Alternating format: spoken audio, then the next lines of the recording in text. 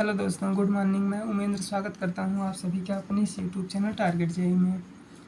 आज का क्लास हमारा है बिल्डिंग कनेक्शन के बारे में। पिछली क्लास में जैसा कि हमने डिस्कस किया था कि जॉइंट के बारे में, जो कि सब्जेक्ट सेल स्ट्रक्चर है। जॉइंट जैसे पहला था रिवेट, दूसरा था बोल्ट, तीसरा है बिल्डिंग। ये सब जॉइंट है। तो बिल्डिंग कनेक्शन के बारे में आज हम थोड़ा सा देखते हैं कि बिल्डिंग क्या होता है, और फिर उसके बाद देखते हैं। जो बिल्डिंग होता है हमारा मतलब दो टाइप्स का होता है, एक फ्यूजन टाइप्स, दूसरा नॉन फ्यूजन टाइप्स होता है। अभी हम देखते हैं नेक्स्ट में फ्यूजन क्या होता है, फ्यूजन एंगल क्या होता है। तब तक हम देखते हैं कि इलेक्ट्रिक बिल्डिंग के बारे में देखते हैं कि ये दो प्रकार का होता है आल्सो। एक होता है कन्वेंशियल बिल्डिंग, तो इसे हम इलेक्ट्रोड भी कहते हैं, इलेक्ट्रोड मेथड भी कहते हैं। तो इसमें क्या होता है कि during building surrounding also inter into build metal.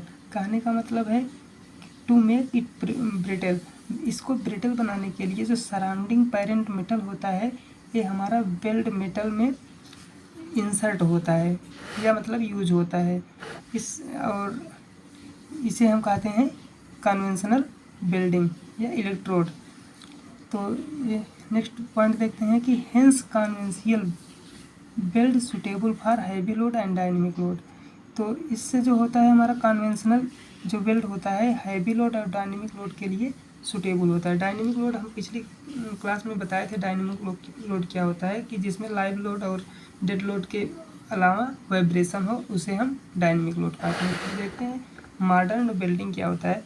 तो इसमें इलेक्ट्रिक आर्क बिल्डिंग भी इसे कहते हैं। इसे इलेक्ट्रोड प्लस नोबल गैस भी कहते हैं, मतलब इसके माध्यम से इसमें वेल्ड होता है। फिर इसका डिफिनेशन देखते हैं। During build noble gas release from the electrode.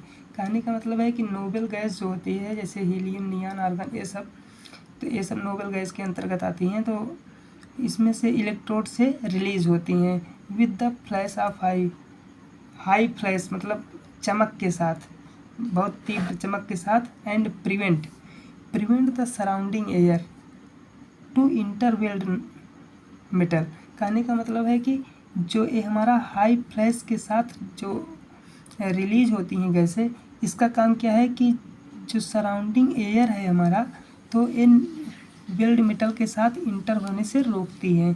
जैसा कि हमारा कन्वेंशनल बिल्डिंग में होता था कि जो सराउंडिंग एयर है ये इंटर होने से नहीं रोक पाती, बट ये वाली रोक लेती है। तो मॉडर्न बिल्डिंग की ये हमारा एडवांटेज है। फिर नेक्स्ट पॉइंट देखते हैं। Hence modern build has less brittleness. हालांकि जो ब्रिटलनेस है, मतलब ये कम ब्रिटलनेस है, अर्थात डक्टाइल है। तो और इसे भी मतलब हैवी लोड और डायनेमिक लोड के लिए यूज किया जाता है। फिर हम नेक्स्ट पॉइंट देखते हैं।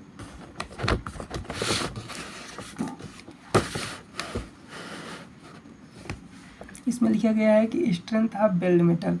कहने का मतलब जो बिल्ड मेटल का स्ट्रेंथ है हमारा, वो जो है पेरेंट मेटल के स्ट्रेंथ से ज़्यादा या बराबर होना चाहिए। इसका मतलब क्या है कि जो जिससे हम बिल्डिंग करते हैं, जिस मेटल से, उसका स्ट्रेंथ जिस मेटल में हम करते हैं उससे ज़्यादा होना चाहिए। फिर आगे देखते हैं कि parent metal is manufactured by metal farming process which is heavy efficient and it is possible to obtain pure mild steel। कहने का मतलब जो पेरेंट मेटल होता है इसे तैयार किया जाता है मेटल फार्मिंग प्रोसेस के द्वारा तैयार किया जाता है, जो काफ़ी ज़्यादा एफिशिएंट होता है, और यह पॉसिबल होता है ऑब्टेन प्योर माइल्ड स्टील, या माइल्ड स्टील को प्राप्त करने के लिए, ताकि हमारा डक्टाइल नेचर ज़्यादा हो, तो इसके लिए यह पॉसिबल होता है। फिर नेक्स्ट पॉइंट देखते हैं हम बिल्ड के टाइप्स। रियल में जो हमारा बिल्ड किया जाता है, ये तो मान लीजिए हमारा प्रोसेस था, और हम बिल्ड के टाइप्स देखते हैं कि कितने प्रकार से हम बिल्ड करते हैं। पहला हमारा है बट या ग्रूव बिल्ड, दूसरा है फिलेट बिल्ड। तो बट में देखते हैं कि बट बिल्ड में क्या होता है कि single side incomplete penetration. Single side, अब इसमें क्या होता है कि एक ही साइड में बिल्ड किया जाता है। कहने का मतलब है कि अगर पैरेलल लाइन में हुए, जैसे जो हमारा पेरेंट मेटल, यही हमारा पेरेंट मेटल है, पेरेंट मेटल में अगर एक सेम प्लेन पे है, तो जो बिल्ड किया जाता है वो हमारा होता है बट या ग्रोव। तो फिर दूसरा देखते हैं हम कि अगर two parent metal are not in same plane, अगर दो पेरेंट मेटल जो होती है अगर एक सेम प्लेन में नहीं होती हैं तो उसे हम जो वेल्ड करते हैं तो उसे हम कहते हैं फिलेट वेल्ड है हमारा। तो इसमें फ्यूजन एंगल जो होता है 60 to 120 डिग्री तक हो सकता है। फ्यूजन एंगल हमारा यही है, हमारा फ्यूजन एंगल यहाँ से यहाँ तक जो एंगल हमारा बन रहा है पेरेंट मेटल के बीच में और बेल्ट के बीच में, तो उसे हम कहते हैं फ्यूजन एंगल। फिर हम देखते हैं बट बेल्ट के बारे में थोड़ा सा कि क्या होता है। Two parent metal piece are in same plane, ऊपर हमने बताया है कि मतलब अगर सेम प्लेन में होता है तभी हम बट वेल्ड कहते हैं। End to end connection, end to end connection means क्या होता है कि जो एक पेरेंट मेटल होता है उसका अंतिम छोर तथा दूसरे पेरेंट मेटल का अंतिम एज, उसे हम बिल्ड करते हैं। इन वर्कशॉप ऑनली, एक केवल वर्कशॉप में होता है। और फिलेट वेल्ड में देखते हैं कि two parent metal are not same plane, तो सेम प्लेन में होना जरूरी नहीं होता है फिलेट वेल्ड में। Can be done in workshop and field both, इसको हम वर्कशॉप में और फील्ड में दोनों जगहों पे कर सकते हैं। और हाँ, ये हमारा जो नीचे वाला हुआ यहाँ से यहाँ तक डिस्टेंस, इसे हम कहते हैं लेग साइज या साइज ऑफ फिलेट वेल्ड कहते हैं। फ्यूजन एंगल हमारा ऊपर बता दिए कि मतलब 60 से 120 डिग्री के बीच में होना चाहिए। फिर और हम देखते हैं नेक्स्ट पॉइंट कि classification of fillet weld. Classification of fillet weld, कितने प्रकार से फिलेट वेल्ड को डिवाइड किया गया है। एक तो होता है अगर 60 से 90 डिग्री के बीच में होता है तो उसे हम एक्चुअल वेल्ड कहते हैं। फिर अगर दूसरा देखते हैं राइट एंगल, अगर 90 डिग्री पे है मतलब दोनों पेरेंट मेटल का वेल्ड जो है 90 डिग्री पे हो, मतलब ये जो डिग्री बन रहा है हमारा फ्यूजन एंगल अगर बना हो 90 डिग्री तो उसे हम राइट एंगल दिखाते हैं। ऑब्ट्यूज माने अधिक कोण होता है, जैसे कि आप जानते हैं। तो अगर पेरेंट मेटल के बीच में अगर 90 से ज़्यादा और 120 तक अगर एंगल बन रहा है तो उसे हम ऑब्ट्यूज कहते हैं। फिर अब राइट एंगल को हम पुनः से 3 प्रकार भागों में बांटते हैं। राइट एंगल में कितने प्रकार के वेल्ड हो सकते हैं, तो एक होता है कॉनकेव, फिर होता है मीटर, फिर तीसरा होता है कॉन्वेक्स। तो कॉनकेव में क्या होता है, कॉनकेव आप जानते हैं कि अगर ऐसा मतलब शेप बनता है तो उसे हम कॉनकेव कहते हैं। और अगर उसका जस्ट अपोजिट कॉन्वेक्स होता है, अगर ऊपर की तरफ उभरा हो तो उसे हम कॉन्वेक्स कहते हैं। और मीटर मीन्स अगर हमारा डायरेक्ट एंगल बन रहा है ऐसे एक स्ट्रेट लाइन आ रही है तो हमारा होगा मीटर राइट एंगल वेल्ड इसे कह सकते हैं। फिर मीटर को दो भागों में बांटते हैं। इसे देखते हैं कि इसे कहते हैं कि स्केलिन माने होता है विषम बाव। और दूसरा है हमारा कि आइसो स्केल। अब इसे विषम बाव क्यों कहा गया है कि यहाँ पे अगर हमारा 90 डिग्री बन रहा है, जो हमारा ये पेरेंट मेटल है, अगर इसकी एक विड्थ S1 है और दूसरी यहाँ तक जो बेल्ट की साइज़ है हमारा S2 है, ये मतलब ए बेल्ट की साइज़ और ए बेल्ट की साइज़ अगर हमारा दोनों डिफरेंस है अनइक्वल है तो उसे हम स्केलिन बेल्ट कहते हैं। और इसमें अगर दोनों सेम है हमारा तो उसे हम आइसो स्केल या समद्विबाहु कहते हैं। फिर देखते हैं स्टैंडर्ड फिलेट वेल्ड किसे माना जाता है।